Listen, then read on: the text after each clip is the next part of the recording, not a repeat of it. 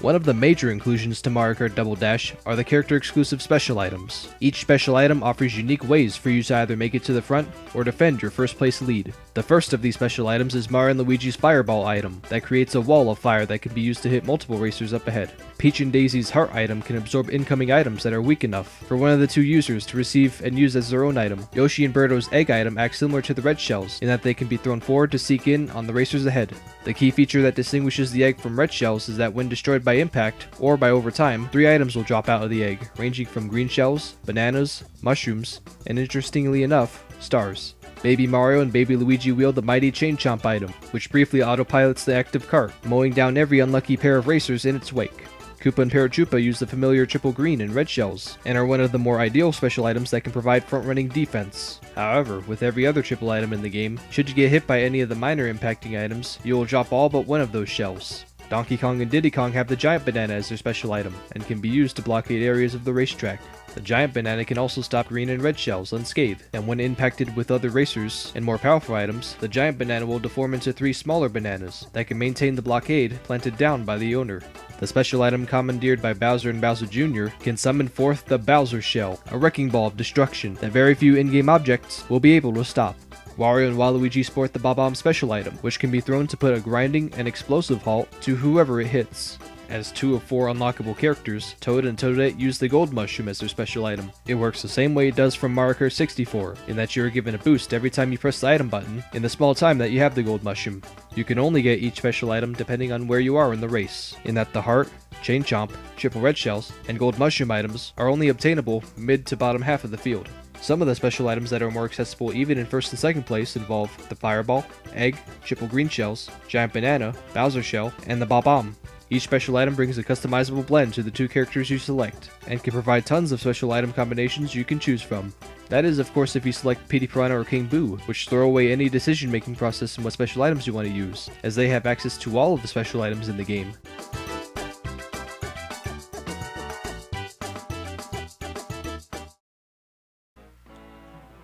Hello everybody, this is Nintendo 14. Welcome back to the year of Mario Kart. Last time, we went over the 5 things that I didn't like about Mario Kart Double Dash. And this part, we're going to be going into the second half here in Mario Kart Double Dash. And I'm going to be showing off the co-op feature in Mario Kart Double Dash. It is a thing that you can do. You and a buddy can share a cart. One becomes the driver and one becomes the passenger. And yeah, just like that. I had my sister do the... She was partnering with me, and half of the races she was driving. And so yeah, that's what we're gonna be doing here. She's not with me right now. This is a different commentary. I decided to redo the commentary that I was originally gonna have live, but yeah, it didn't turn out that well.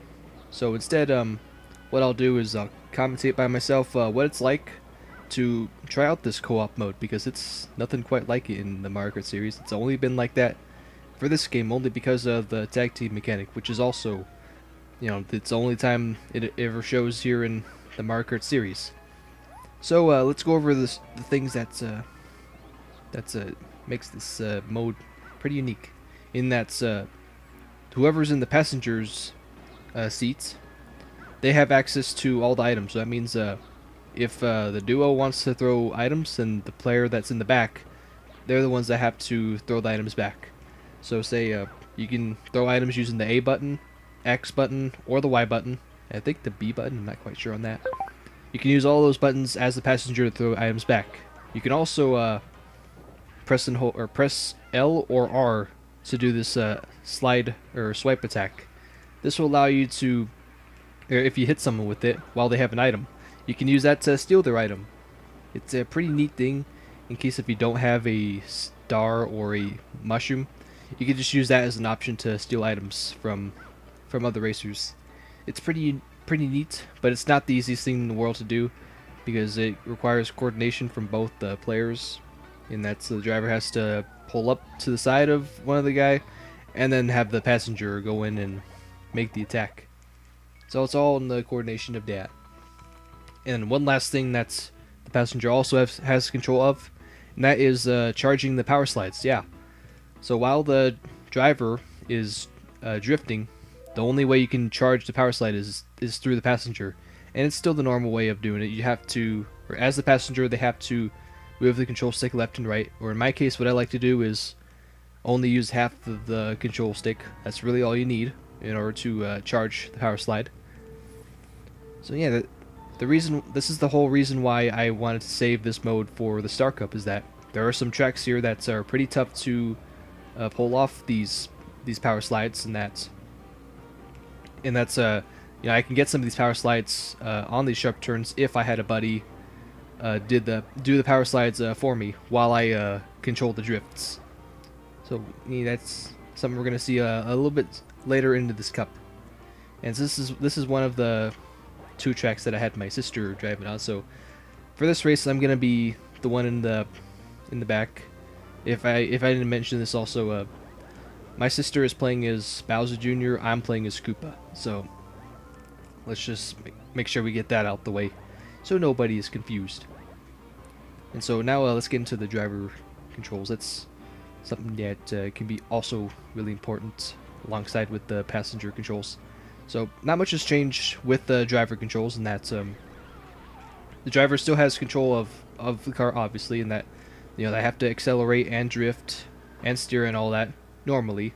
But the one thing that's they made a change just because of the co-op is that the drivers don't switch when both drivers have an item and then the passenger throws their item.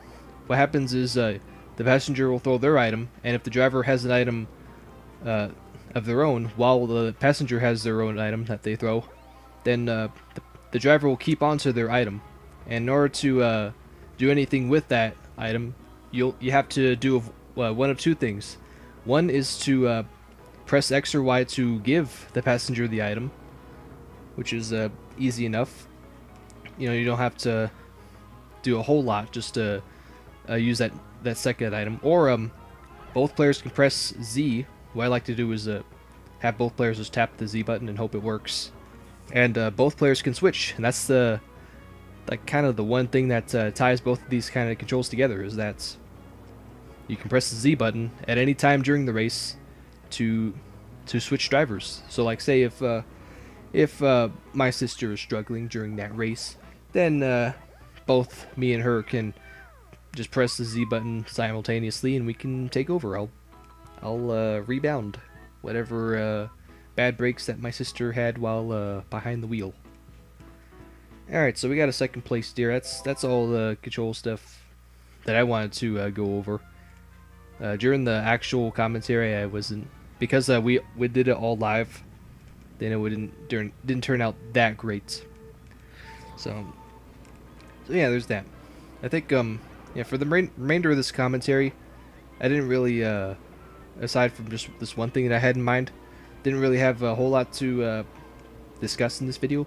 But I like to give my quick thoughts on the Nintendo Direct. I think that's a pretty good good timing to start talking about that, because they came out just about almost a week as of the time that this video goes up.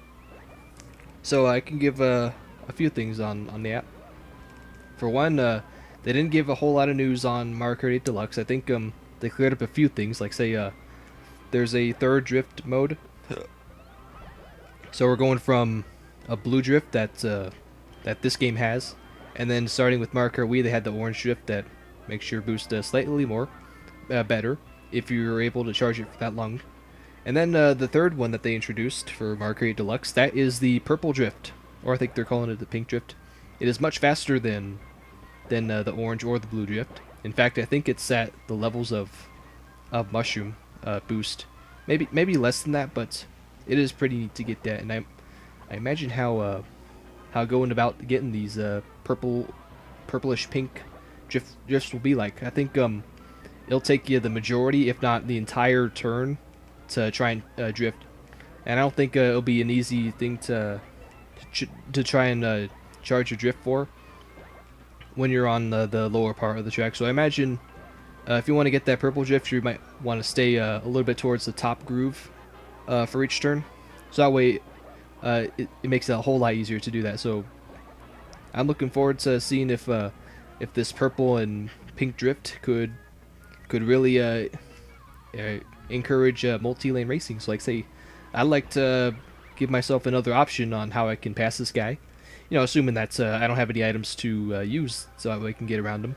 But like just in a way of my own way, then I can do that. So just ignore the comment, or don't ignore the commentary, but ignore this gameplay. This is this wasn't very fun to go through. This is the other race that my sister's driving, and we did a lot of bad coordinations there. Like I told her, let's try and take the shortcut, but the one problem with doing that is we had too much time in the grass, and we didn't have enough speed to take the shortcut. So even if we used that mushroom, then we never made it. So that really put us in a hole, and I think because of that, of just that planning or my planning that didn't go too well, we got 6th. But have no fear, we're still in this thing. I mean, it'll take a miracle if we want to get that gold cup still. Like a lot of things happening, but unless we got one last track to do it, and that's in DK Mountain. And I'll just leave the gameplay up to that, see how that unfolds, as I'm going to go into a little bit of Splatoon 2, yeah. Just because the fact that there really wasn't much to discuss about Mario Kart 8 Deluxe after the Direct back on the 12th of April.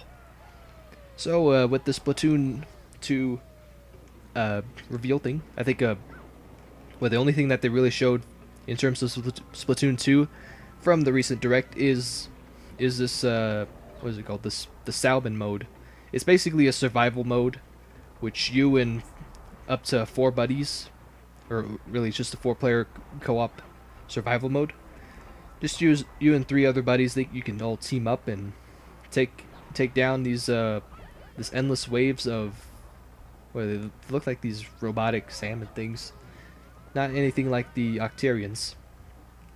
And so anybody who's played Call of Duty Zombies, you know exactly what this mode is like, because it's exactly what you think it is. And that's you get a bunch of, or you just defend this one area and just keep fighting off all the endless incoming onslaught of these enemies.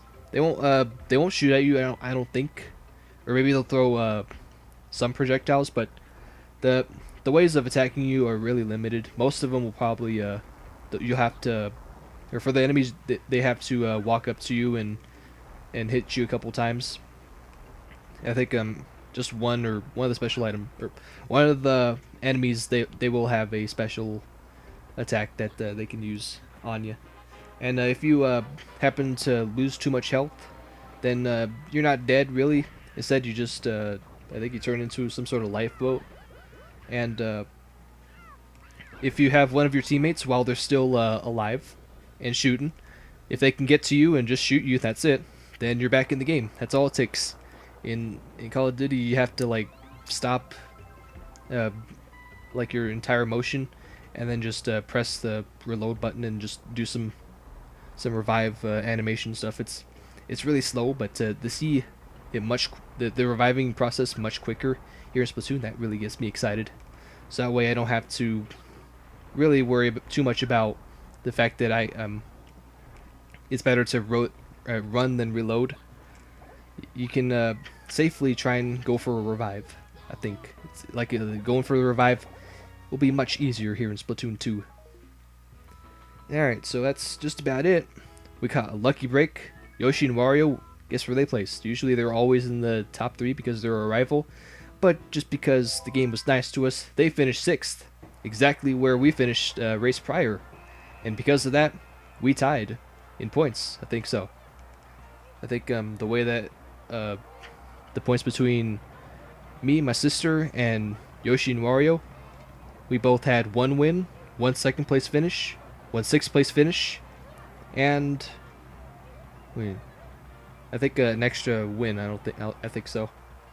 It's just a weird way combinations and all that, but we got it done. Yeah, a tie is a tie, but you know, I have this tiebreaker rule where if you finish ahead of the person you tied with in the last race, then mathematically, or just in a way, you should be the one that won the race. Anyways, that's gonna do it for this part.